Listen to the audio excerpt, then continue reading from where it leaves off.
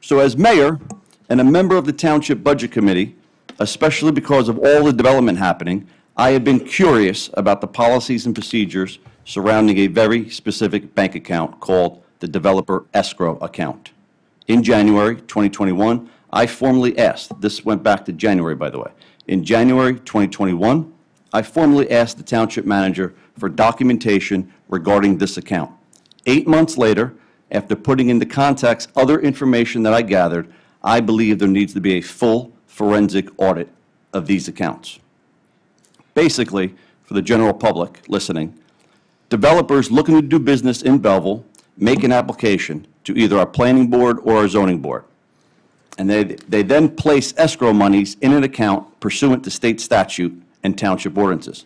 Those funds, according to the state statute, should only be used for payment to outside professionals and consultants and for reimbursement to the township for municipal professionals. In essence, the outside professionals are professionals who have previously been qualified by the township, who then have an established business relationship with the township, such as our engineers, redevelopment counsel, and planners. They're all paid from these escrow accounts as they perform their professional services on behalf of the township. It should also be noted, when these outside professionals are qualified via the public RFP process, their fee structure is noted and approved. The state statute is very clear. Only outside professionals and consultants and reimbursement to the township for salary of municipal professionals are permitted to be paid out of these escrow accounts. Additionally, the state statute specifically states that applicants' escrow shall not be billed for any municipal clerical or administrative functions. Quotes directly from the state statute. Not satisfied with the results of my email question from January 2021, I was then forced to file an OPA request for the account documentation. I received that information several weeks ago, and today I believe I now have evidence that invoices for professional services have been typed up from within Town Hall and provided to the Finance Department. Based on those invoices, checks were cut with the manager's signature stamped on them, as he mentioned before. These actions circumvent all known financial checks and balances within the township. No authority exists for such a thing. Arbitrary dollar amounts were selected as a fee structure.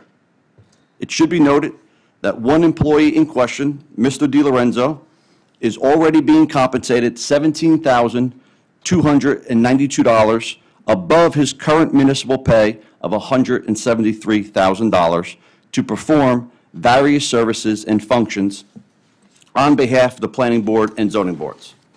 The money being extracted from this account is over and above that additional compensation. Mr. DiLorenzo is our construction code official, to which he receives a municipal salary of $173,000. Mr. DiLorenzo is also our zoning officer, and according to all of our local ordinances, he's not supposed to receive any additional compensation for those services.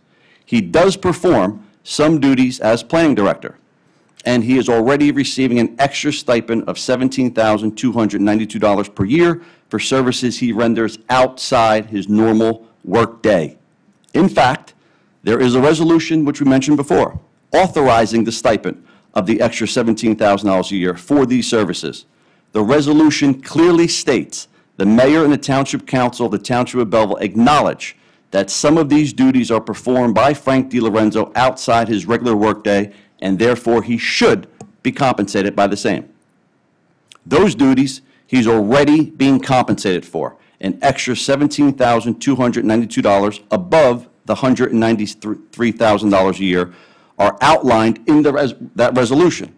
That paragraph actually reads, whereas the mayor, the township council wish to ensure that Frank DiLorenzo is compensated for performing his duties, such as receiving, processing, conducting initial intake for all development applications to the planning board, receiving, processing, conducting all initial intake of development applications under any redevelopment plan, provide responses to development applications for compliance, conduct a determination of completeness, and respond to applicants regarding any omissions or deficiencies, certify the completeness to the appropriate board, attend and participate in all regularly scheduled meetings of the planning board, attend and participate in all special meetings of the planning board, meet with developers to discuss applications pending in front of the planning board, attend and participate in developer meetings, and attend all subcommittee meetings pertaining to development projects.